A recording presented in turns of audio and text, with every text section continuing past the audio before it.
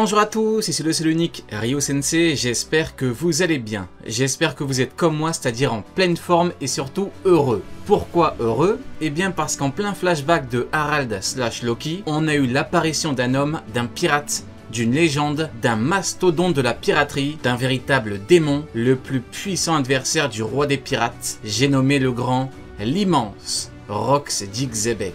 Et cette apparition n'est pas classique, pour la simple et bonne raison qu'on a eu l'une des meilleures de tous les temps. Rox Dick Xebec, futur capitaine de l'équipage de Rox et père de l'empereur Barbe Noire. Il n'était pas encore pirate, mais il a purement et simplement éliminé un amiral de la marine, ce qui a fait qu'il était recherché avec une prime. Cet homme, qui n'est même pas encore capitaine, se balade comme si de rien n'était, avec deux futures légendes de la piraterie et du monde. Derrière lui, parce que le chef, c'est lui. Xebec est avant tout un chef né. Barbe Blanche, qu'on connaîtra plus tard comme étant un pirate qualifié d'homme le plus fort du monde, et Shiki le Lion d'Or, qu'on connaîtra plus tard comme étant un véritable taré, capable de faire une descente seul à Marineford à 6 h du matin, comme s'il partait faire un footing à côté de chez lui. Nous avons l'une des plus grandes doubles pages de l'œuvre qui existe depuis plus de 27 ans. Et ce n'est que le début car cette double page n'est en réalité qu'une mise en bouche. Et c'est vraiment ce qu'il y a de plus terrifiant dans cette histoire. Cette page n'est qu'une mise en bouche parce que, paradoxalement, c'est une page de flashback, mais cette page fait commencer une nouvelle ère dans le monde qu'on suit avec les Mugiwara sur Elbaf. Aujourd'hui, on parle en long, en large et en travers de Rox Dick Xebec, de son lien avec Harald, de ce qu'il a fait, de ce qu'il va faire, de ce qu'il peut faire, et on abordera tous les sujets les plus fous liés à cet homme qui est là pour deux choses: nous choquer et nous faire comprendre que ce qui va se passer sera tout bonnement historique. Le GM offre une prime conséquente pour la capture de Xebec qui a tué un amiral, pour plusieurs raisons logiques, car les amiraux sont les plus hauts gradés militaires après l'amiral en chef. Ce sont eux qui se chargent des plus grosses menaces et c'est la plus grande force d'attaque. Tuer un amiral, c'est un acte de guerre. Pas contre la marine, mais contre le GM tout entier. Et dans un monde où l'image est extrêmement importante, il faut punir ceux qui commettent ce type d'action, pour éviter que le monde voie la faiblesse de cette instance. Sengoku dit que ça ferait longtemps que le GM aurait éliminé Garp s'il n'était pas aussi utile. Sengoku fait référence à la propagande du GM, qu'il utilise comme outil de propagande, pour dire que la marine a l'homme qui a capturé le roi des pirates. Si le monde apprend que ce n'est pas le cas, alors les gens du monde entier auront une image beaucoup moins belle de cette instance. Et quand je dis belle, je suis bien évidemment référence à la puissance de la marine. Xebec est donc directement devenu une menace mondiale et le pire, c'est qu'il n'était même pas pirate. Il a prouvé sa puissance et sa dangerosité à environ 20 ans alors qu'il n'était même pas pirate. Éliminer un amiral, c'est éliminer une figure d'autorité et ça revient à déstabiliser le système entier. Et c'est sur ça que repose tout le système de primes de la Cross Guild. Au plus le marine a un poste important, au plus il vaudra cher. Akainu a mis 10 jours à battre Kuzan, pourtant, si Kuzan était resté dans la marine, il aurait une prime d'amiral, donc 3 milliards. Tandis qu'Akainu aurait eu 5 milliards pour le poste d'amiral en chef. C'est donc le poste qui importe, mais également la réputation pour des cas particuliers, comme Garp, qui est le héros de la marine, ou Kobe, le héros de Rokipor. Le plus important dans tout ça, c'est que Xebec a éliminé un amiral.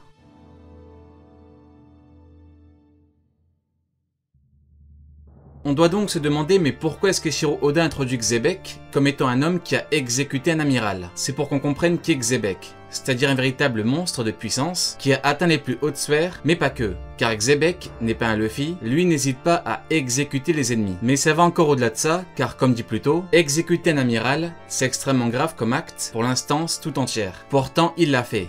Là où Luffy a brûlé un drapeau, Xebec a exécuté de sang-froid un amiral de la marine, qui est un garant de la stabilité de l'instance. Si on avait que ça irait. Mais l'auteur va encore plus loin, car il nous dit que 8 ans après l'acte, il n'était toujours pas capitaine pirate. Ce qui veut dire que Xebec devait avoir la vingtaine quand il l'a exécuté. Il n'était pas capitaine et l'auteur va encore plus loin en affirmant qu'il n'a eu une prime qu'après l'avoir exécuté. Donc, comprenez bien toute la folie de cet homme qui incarne la puissance et le côté très dur de la piraterie. D'ailleurs, pour l'anecdote, j'ai été le tout premier à théoriser que Xebec était le père de Barbe Noire, ou qu'il avait un lien familial avec lui, c'était en 2018. Et c'est notamment grâce au caractère de Xebec que j'ai pensé à ça, car au chapitre 907, on suggérait que Xebec était comme ça, d'où le Teach qui pourrait être son héritier. Des mois plus tard, en Vivre Card, on a appris que le navire de Teach s'appelait Sabre de Xebec, ce qui a fait que beaucoup ont supposé un lien entre les deux. J'ai donc eu la vision, et on vient d'apprendre que Xebec est bel et bien le père de l'empereur Barbe Noire. En tout cas, le fait est que l'introduction de Xebec sert à ce qu'on comprenne ce qu'il incarne, un côté très dur de la piraterie. Mais pour aller encore plus loin, on va faire une analyse linguistique et sémantique pour comprendre cet événement à Marisoise. Dans la version officielle de Manga Plus, le terme qui est utilisé en français est que Xebec a assassiné un amiral, tandis qu'en version anglaise, le terme utilisé est qu'il a tué. Il faut donc se demander quelle version est la plus fidèle. Mais déjà, il faut comprendre la nuance. Tuer égale mort causée par quelqu'un, volontairement ou non. C'est un terme général. Assassiner égale mort causée volontairement avec préméditation. C'est donc planifié à l'avance. Tous les assassinats sont des meurtres, mais tous les meurtres ne sont pas des assassinats. Si on dit qu'il a tué, alors on aura un acte volontaire, mais sur le moment. Par contre, si on dit qu'il l'a assassiné, alors Xebec l'a fait avec préméditation. Ce qui veut dire qu'avant même de le croiser, il voulait lui ôter la vie. D'ailleurs, faut pas croire qu'un assassinat, c'est forcément comme Teach avec Satch. Si Xebec débarque devant l'amiral, qu'il y a combat et qu'il lui ôte la vie, ce sera aussi un assassinat, car l'acte a été prémédité. Le terme utilisé en japonais est Satsuge Shite, ce qui veut dire à tuer ou à assassiner. La question est de se demander s'il implique une préméditation, donc un assassinat planifié. Eh bien la réponse est non, car le terme utilisé en japonais est un terme neutre. Le mot Satsugai n'implique pas à lui seul une préméditation. Il veut dire qu'on parle de tuer avec intention, c'est-à-dire qu'il voulait le faire au moment où il l'a fait, mais il n'a pas forcément prévu de le faire à l'avance. Ce qui change tout. Donc, dans ce contexte, Xebec a tué un amiral de la marine volontairement, mais rien ne dit qu'il a prévu de le faire, donc avec préméditation. En conclusion, la traduction « il a tué un amiral de la marine » est fidèle dans ce contexte. La traduction « il l'a assassiné » l'est beaucoup moins, mais elle est acceptable si on accepte qu'il n'existe aucune certitude quant à la préméditation. S'il l'avait prémédité, on aurait quelque chose d'autre comme Keikai Kuteki ni Satsugai, tué de façon planifiée. Si l'auteur l'introduit comme étant un homme qui a tué un amiral, c'est avant tout pour qu'on comprenne trois choses. 1. Il n'a aucun problème à éliminer quelqu'un. 2. Il n'a aucun problème à le faire, malgré que l'homme en face soit un amiral avec les conséquences qu'il y a derrière. Et 3. Il était assez puissant pour le faire, alors qu'il était jeune, qu'il n'était pas pirate et qu'il n'avait pas d'équipage. Petit aparté rapide au niveau de la prononciation de Xebec. Certains disent Chebec, d'autres comme moi disent Xebec. Le problème étant que Chebec est en référence à un petit bateau, qu'on écrit Chebec, C-H-E-B-E-C, en français. Sauf que Xebec est un prénom, c'est le prénom d'un personnage, et qu'il s'écrit avec un X. Et d'ailleurs, l'auteur le met bien en évidence dans le chapitre 1154. Mais libre à vous de dire Chebec comme le petit bateau. Oda nous donne deux infos de temporalité qui nous permettent de situer Xebec et ses hommes. Newgate a perdu la vie à 72 ans, ce qui veut dire qu'actuellement il aurait eu 74 ans. Il débarque avec Xebec et Elbaf il y a 48 ans. 74 moins 48 égale 26 ans, qui est l'âge de ce Newgate. On imagine bien que Shiki, qui est un pirate de sa génération, doit être proche. Roger a perdu la vie à 53 ans. On est 22 ans plus tard, il aurait donc eu 77 ans. Ça colle avec Newgate, c'est globalement la même génération. Pour Xebec, c'est censé être pareil, ce qui veut dire que c'est un pirates de la génération de Roger, et ils ont eu un combat au sommet de leur puissance à God Valley, ce qui veut dire que Xebec aurait eu max 80 ans actuellement. Et quand je dis 80, je prends large. 80 moins 48 égale 32 ans, ce qui peut être à peu près son âge quand il arrive à Elbaf. Sauf que, il a éliminé un amiral 8 ans plus tôt, ce qui veut dire qu'il avait max 24 ans quand il l'a exécuté, avant d'avoir une prime. Le problème de ce calcul, c'est que j'ai pris très large avec 80. Et quand on regarde Roger et Rayleigh, Roger était plus jeune que son second Rayleigh. Quand on prend Luffy et Zoro, Zoro est plus âgé que son capitaine. Ça ne pourrait ne rien vouloir dire,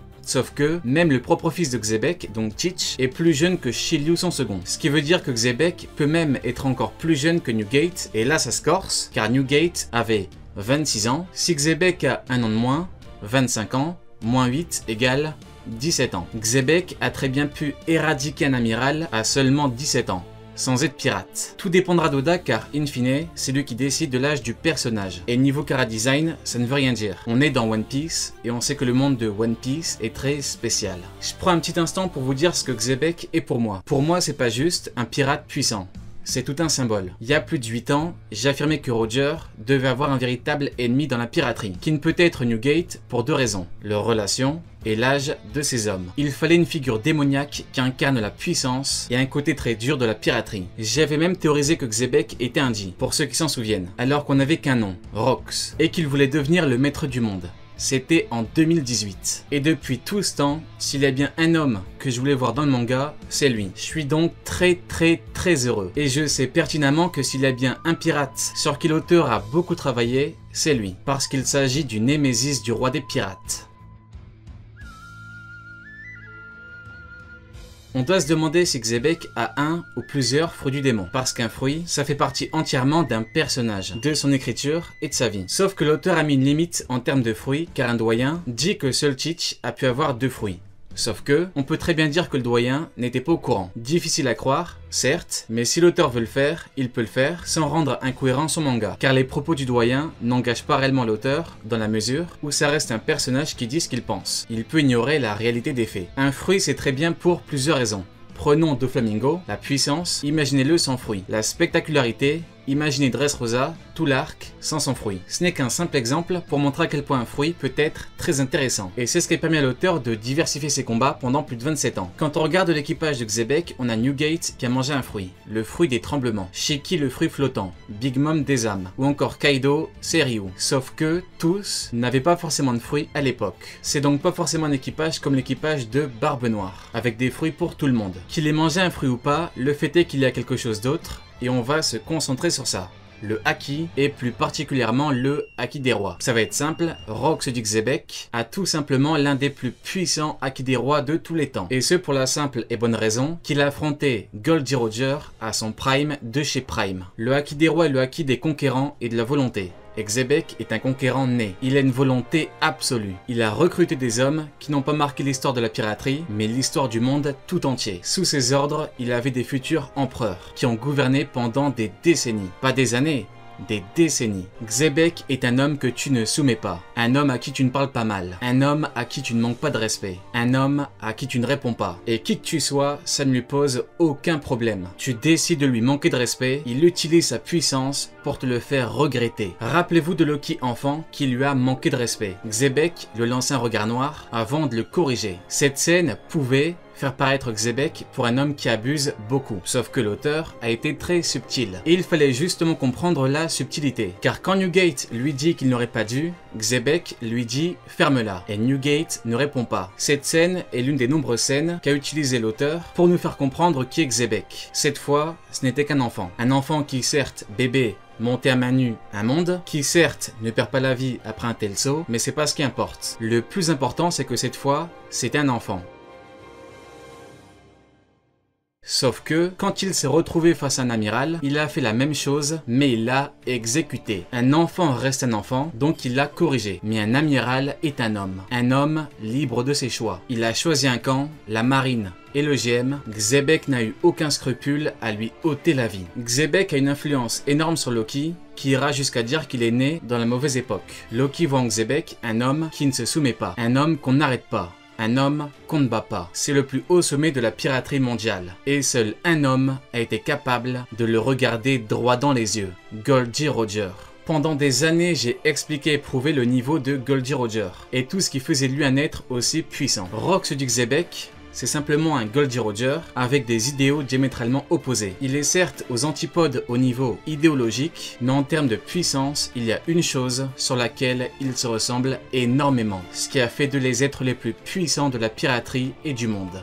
Le haki des rois. Rendez-vous compte d'à quel point il faut être fort pour être le capitaine de pirates comme Newgate, Shiki, Big Mom et Kaido. On parle de combattants d'exception qui font figure de véritables êtres à part. Sauf que ces êtres étaient tous réunis sous un seul et même drapeau noir, celui de Rox du Xebec. Pour que tous ces hommes soient unis, il faut un élément pas important, mais nécessaire. Il faut un capitaine qui soit connu comme étant capable de vaincre un amiral à 20 ans sans avoir été pirate. Faut bien comprendre que dans la marine, les amiraux, c'est le sommet. Chaque amiral incarne un pilier, et Xebec en a détruit un tranquillement, alors qu'il n'était même pas pirate. L'amiral a perdu à domicile, il s'est fait humilier. L'équipage de Xebec était tout simplement inarrêtable, à l'image de son capitaine. Et pour encore plus comprendre qui est Xebec, il faut s'intéresser à l'un de ses hommes, qui est Ochoku. On ne sait pas à quoi il ressemble, mais il était le maître de la ruche, ancien territoire de Xebec. Barbe Noire a révélé qu'il a pu vaincre Ochoku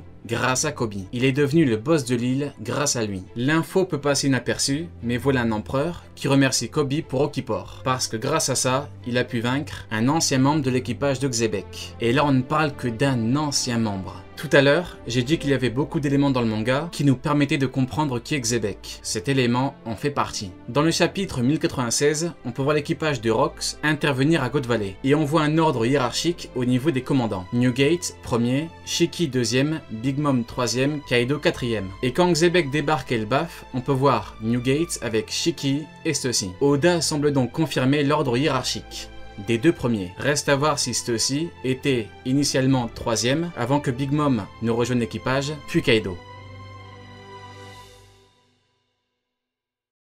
En parlant de Kaido, ce véritable monstre qui nous a offert l'une des plus grandes prestations de tous les temps a perdu au chapitre 1050. Et 100 chapitres plus tard, on a Imu qui intervient avec un Domi Reversi, avant qu'on ait un flashback, Harald, Loki et l'apparition du grand Rox du Xebec. Si tout ça arrive 100 chapitres après la chute de Kaido, ce n'est pas pour rien, parce que l'auteur vient clairement de démarrer une nouvelle étape, et je dirais même une nouvelle ère. On ne parle même plus d'être. On parle de véritable entité, et Rox du Xebec incarne ça. Xebec est un pirate qui est allé au-delà de la puissance. Il a surpassé la puissance elle-même. Il a dépassé les limites du pouvoir. Et pendant des années, j'ai expliqué et prouvé ce que Xebec et Roger étaient. Il est grand temps pour l'auteur de nous le montrer. Il va le faire pour que tout le monde comprenne bien qu'à une époque où des amiraux tombent comme des mouches contre un homme qui n'est même pas encore pirate, il n'y avait que deux hommes qui étaient capables de se regarder droit dans les yeux. Soyez prêts à découvrir ce qu'est le véritable sommet. Allez, Jané, tu n'auras pas regardé ma vidéo pour rien.